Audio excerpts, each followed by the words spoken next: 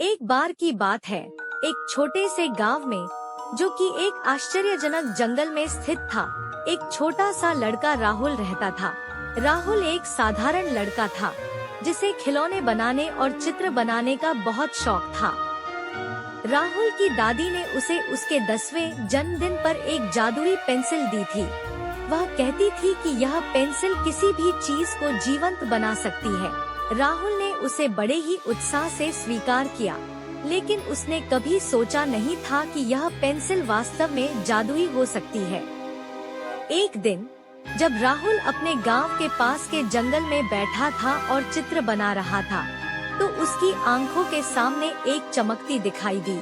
वह देखने लगा कि उसकी पेंसिल के टिप पर एक चमक थी। राहुल ने उसी चमक में एक सर्कल चित्रित किया।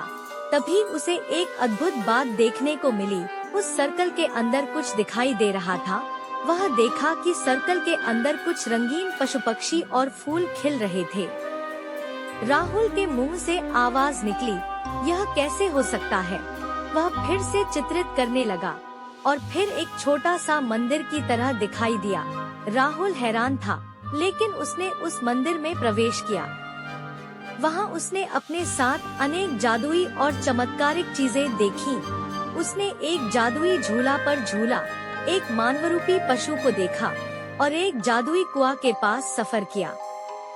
राहुल अपने गांव वापस आया, लेकिन उसकी जादुई पेंसिल ने उसे नई शक्तियों का अनुभव कराया था। वह अब जानता था कि उसकी पेंसिल का असली उपयोग क्या है।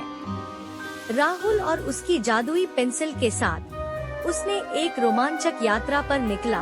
उसने अपनी कल्पना के जादू से अनेक समस्याओं का सामना किया और उन्हें हल किया। राहुल को अप्रत्याशित मित्र भी मिले, जैसे कि एक मिस्त्री छोटे से जादुई परी का, जिसका नाम था परी, और एक बड़ा साहसी वनवासी जिसका नाम शेर था। उनके साथ राहुल ने अनेक मजेदार और रोमांचक पल बिताए। वे मिलकर एक बड़ी चुनौती का सामना किया और अपनी अद्भुत कला और साहस से उसे पार किया। एक दिन राहुल ने अपनी जादुई पेंसिल की मदद से अपने गांव के लोगों को बचाने में मदद की। उसने एक बड़े हादसे का सामना किया और अपनी कला की मदद से उन्हें सुरक्षित रखा। इसके बाद राहुल ने समझ लिया कि सच्ची शक्ति उसकी कल्पना में नहीं, बल्कि उसकी सही स्वभाव में है। इस कहानी से हमें यह सीखने को मिलता है कि हमारी कल्पना की शक्ति कितनी अद्भुत हो सकती है और हमें हमेशा अपने सपनों को पूरा करने के लिए आगे बढ़ना चाहिए। जितना हम अपनी कल्पना को बांधते हैं, उतना ही हमें उसे पाने का सामर्थ्य मिलता है।